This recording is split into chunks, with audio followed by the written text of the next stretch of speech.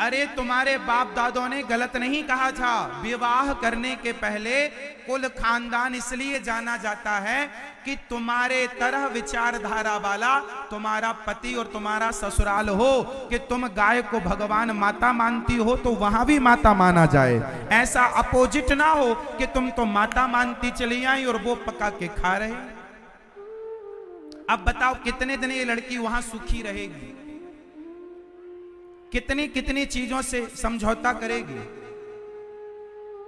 तुम सदा दाल रोटी खाती चली आई हो, लहसुन प्याज नहीं खाती हो, और तुम्हारे सामने मुर्गा रख दिया जाए कि बनाओ काट कर। तुम चींटियों को दाना डालने वाली लड़की हो, तुम पक्षियों को दाना डालने वाली लड़की हो, तुमसे कहा जाए मुर्गी की गर्दन उड़ा दो, तुम कैसे उड़ाओगी? इसलिए तुम्हारे बाप दादों ने कहा है कि तुम ब्राह्मण हो, तो जैसे तुम्हारे घर की परंपराएं हैं वैसी परंपरा वाला कोई लड़का देख लेना तो विचार मिल जाएंगे। इसलिए विवाह में सारी जिंदगी जीने में आसानी रहेगी, विचारों का मिसमैच नहीं होगा। विचार मिसमैच नहीं होंगे ना, नहीं तो एक दिन की जिंदगी तो है नहीं, सारी जिंदगी आदमी के साथ औरत के साथ गुजारना पड़ता है। तो भाई विचारों का तो मिलना हो, विचारों का ही नहीं संस्कारों का। इसलिए ब्राह्मण हिंदुओं का हिंदुओं में ही विवाह सही है। यदि हमारी विचारधारा से आप सहमत हैं तो आपका स्वागत है, हमारी विचारधारा से सहमत नहीं है तो फिर नुकसान हमारा नहीं है, झेलना किसे पड़ता है? उसी को। कितनी लड़कियां शादी हो गई किसी अन्य धर्मों में, बड़ा अच्छा लगता है, शादी कर ली, वो हनीमून मनाने के बहाने गए घूमने और वहां 10 लाख 5 लाख में लड़कियां बेच करके चले आए। कुछ लोगों का धंधा है, प्यार के नाम पर लड़कियों को फंसाते हैं, शादी करके हनीमून के बहाने बाहर ले जाते हैं, 10-20 लाख में तुम्हें बेचते हैं, सारी जिंदगी तुमसे विदेशों में कपड़े बर्तन और तुम्हारा शोषण होगा। इससे ज्यादा क्या? पूरी दुनिया में भारत को छोड़ दो, हिंदुओं को छोड़ दो, स्त्रियों का उपयोग क्या है दुनिया में? बताओ। हमारे हिंदू धर्म को छोड़कर, हमारी संस्कृति को छोड़कर अन्य धर्मों में, अन्य देशों में स्त्री की इज्जत कितनी है? विदेशों में स्त्री केवल भोग का सामान है, इससे ज्यादा कुछ नहीं, भोग की वस्तु है। हमारे सनातन धर्म में हमारे यहां नारी को भोग का सामान, भोग की वस्तु नहीं, ये तो यज्ञ में जब तक पत्नी बगल में ना बैठे तब तक यज्ञ पूरा नहीं होता, ये यज्ञ का विधान है। हमारे यहाँ नारी यज्ञ का विधान है और वहां विदेशों में भोग का सामान है, इससे ज्यादा कुछ नहीं। नारियों का सबसे ज्यादा सम्मान किसी धर्म में है तो उठाकर देख लो इतिहास। नवरात्रि चल रही है, हमारे यहाँ लड़की को, देवियों को पूजा जाता है, और किसी धर्म में यदि बेटियों को देवी के और लक्ष्मी के नाम से पूजा जाता हो, नारियों का, देवियों का, बेटियों का इतना आदर हो, तो मुझे बताओ कि किस धर्म में है?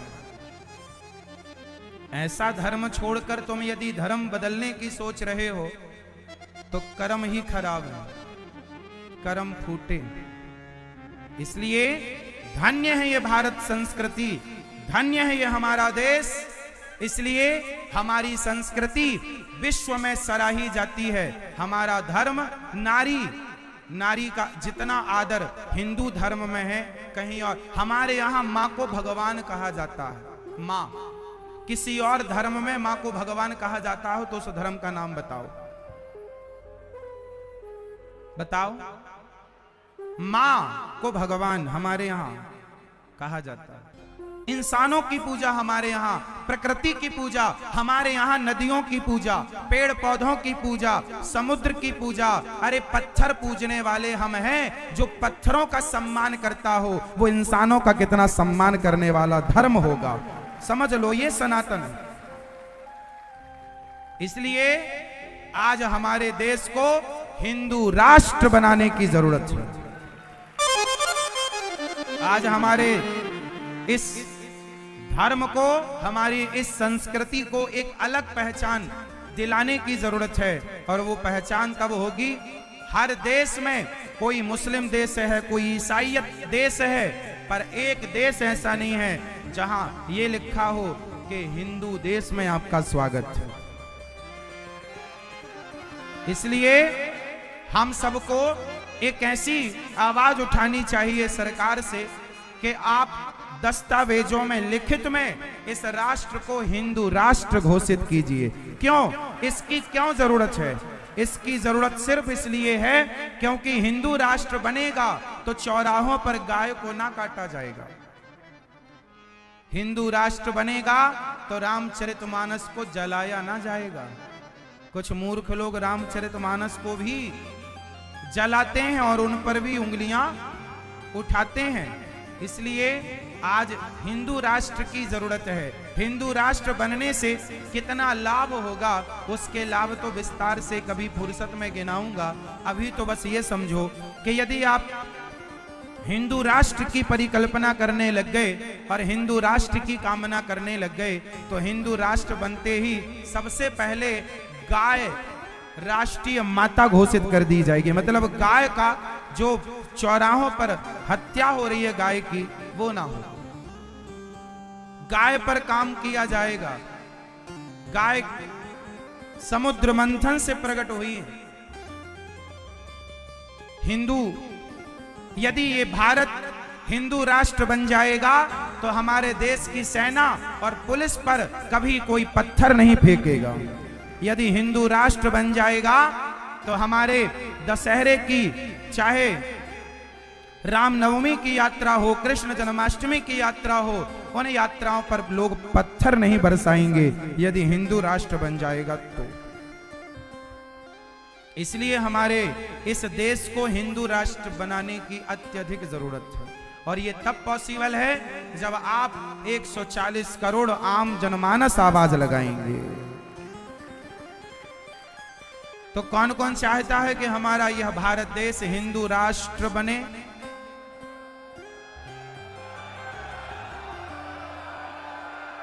भारत माता की जय।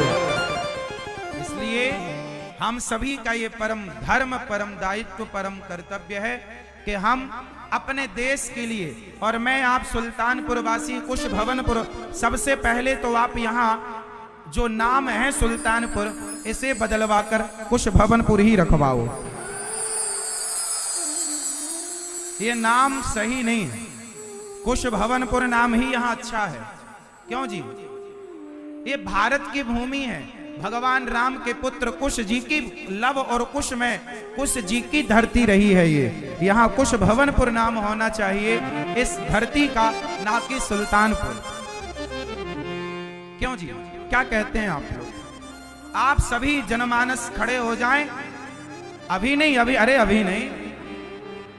मतलब खड़े होने का मतलब यह है कि कैसी आवाज लगाओ, जो आवाज यहाँ के विधायक, सांसद, फिर मुख्यमंत्री जी, फिर राष्ट्रपति और प्रधानमंत्री जी तक आवाज जाए कि आप हमारे इस नगरी का नाम बदल के वही करिए जो प्राचीन था, जो प्राचीन दस्तावेज में था,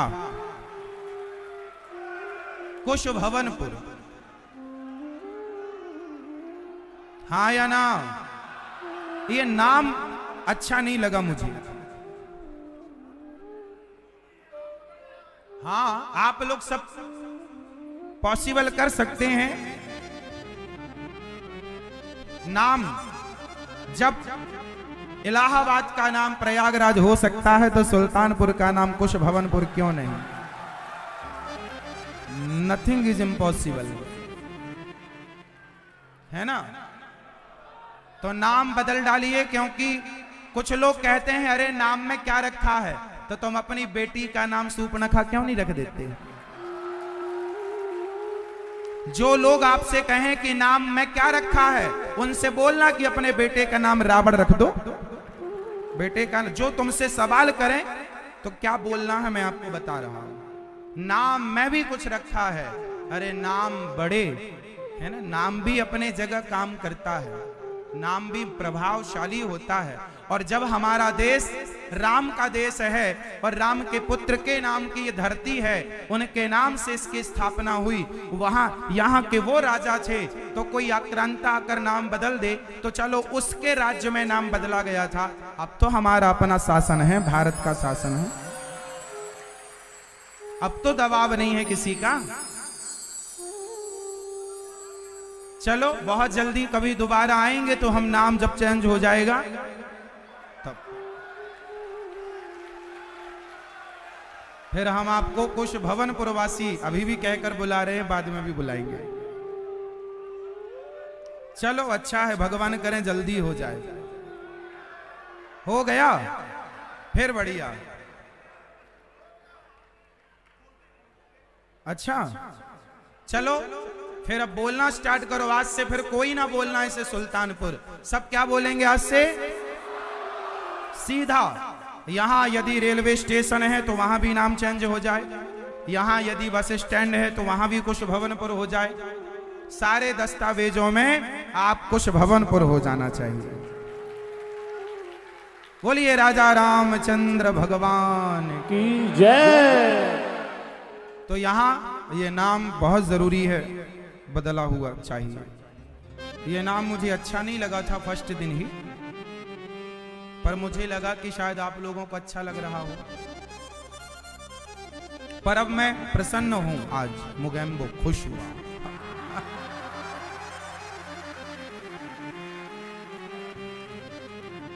तो श्री भगवान, हमारा जो सनातन धर्म है ना, हमारी पूरी धरा विशेष है, कोई सामान्य धरा नहीं है। पूरा भारत ही विशेष है। हर धरा हर माटी हमारे देश की विशेष है, कोई सामान्य माटी हमारे यहाँ की नहीं है। चलो तो आज से कितनी हमारी बहन बेटियां और हमारे नौजवान दोस्त अपने माँ बाप के बिना आप कहीं अपने से विवाह नहीं करेंगे। कितने लोग, प्यार के नाम पर आपका शोषण ना हो, ये मेरी आपसे प्रार्थना है। वहीं शादी विवाह करना, हाँ लड़का लड़की पसंद करो, 4 जगह 6 जगह देखो, जो पसंद उससे करो, बातचीत करके करो, परंतु प्रेम से भाग गए किसी के साथ रातों रात, वो भागा दौड़ी वाला विवाह नहीं चाहिए। क्यों मेरी माँ क्या कहती हो, भागा हुआ विवाह सही है? तो हम सभी सनातनी हैं और आगे चलते हैं। भगवान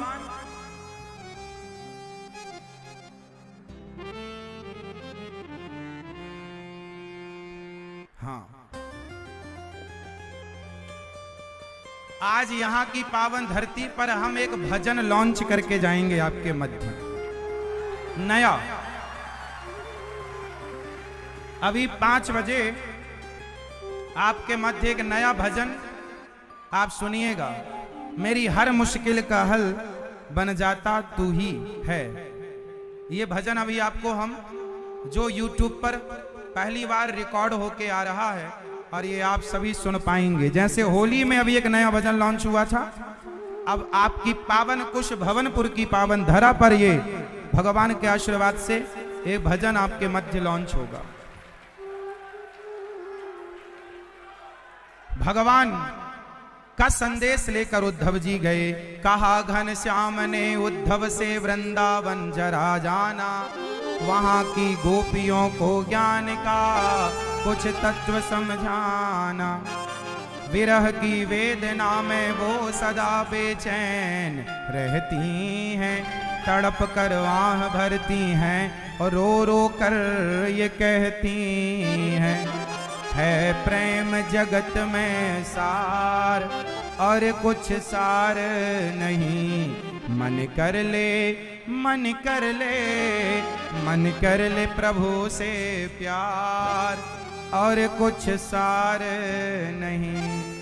भगवान से प्रेम करना हम सबको सीखना चाहिए। भगवान किसके भूखे हैं, इसलिए प्रेम कीजिए। प्रेम कैसे करना है मैंने 6 दिन खूब समझाया है आपको।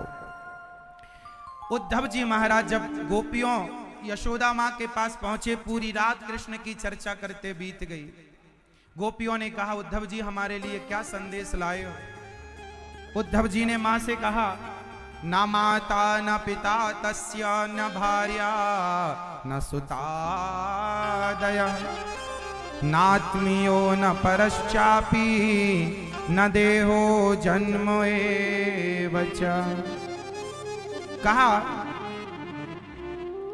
कि वो किसी के माँ बेटा नहीं बनते, उनके कोई माँ बाप नहीं होते। यशोदा माँ ने कहा, उद्धव तेरे लिए बातें ठीक हैं, पर हमने तो बांधा है उखल से, क्या तू उस ब्रह्म को बांध सकता है? जिसे तू ब्रह्म कहता है उसी को हम कृष्ण कन्हैया कह रहे हैं। यशोदा सगुण उपासक हैं, उद्धव जी निर्गुण उपासक हैं। देखना यह है जीत किसकी होती है। गोपियों के पास गए और गोपियों के मध्य जब पहुंचे उद्धव जी महाराज, तो गोपियों ने कहा, उद्धव जी ने कहा, आंख बंद करो, मैं तुम्हें ध्यान की विधि बताता हूं। गोपियां बोली, ऐ उद्धव हमें ज्ञान की पोथी न सुनाना। ऐ उद्धव हमें ज्ञान की पोथी न सुनाना, हम प्रेम दीवानी है वो प्रेम दीवाना। तन मन जीवन श्याम का, श्याम हमारा काम, रोम रोम में रम रहा ये मत वाला श्याम। इस तन में, इस तन में, इस तन में अब योग का नहीं कोई ठिकाना। ऐ उद्धव हमें ज्ञान की पोथी न सुनाना, हम प्रेम दीवानी हैं वो प्रेम दीवाना। गोपियां बोली, हम प्रेम करती हैं, तुम ज्ञान का पहाड़ा पढ़ने आए हो। उद्धव, क्या कहा है हमारे श्याम सुंदर ने? चिट्ठी लाई, गोपियों ने छीन ली, टुकड़े टुकड़े कर दिए। उस चिट्ठी को कोई माथे से लगाकर, कोई सीने से लगाकर सखी रो रही है। बताओ उद्धव, हमारे कन्हैया ने क्या हमारा नाम इस चिट्ठी पर लिखा है? अरे तुमने फाड़ दिया, कोई बात नहीं उद्धव, हमारे कन्हैया ने इस चिट्ठी को स्पर्श किया, टच किया, हम उनके टच को महसूस कर रहे हैं, इसलिए हमें उनसे दूर ना करो। उनके एहसास को, हमें उनका एहसास जो इस पाती पर, चिट्ठी पर हो रहा है, उसे होने दो। प्रिय भक्तों, गोपियां, एक सखी बोली, कन्हैया कहा था तुमने आऊंगा, तुम तो आए नहीं, उद्धव को भेजा है, अब जीने का कोई अर्थ नहीं, अब हम मर जाएंगी। तेरे बिना भी क्या जीना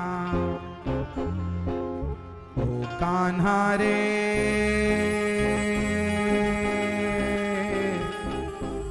तेरे बिना भी क्या जीना।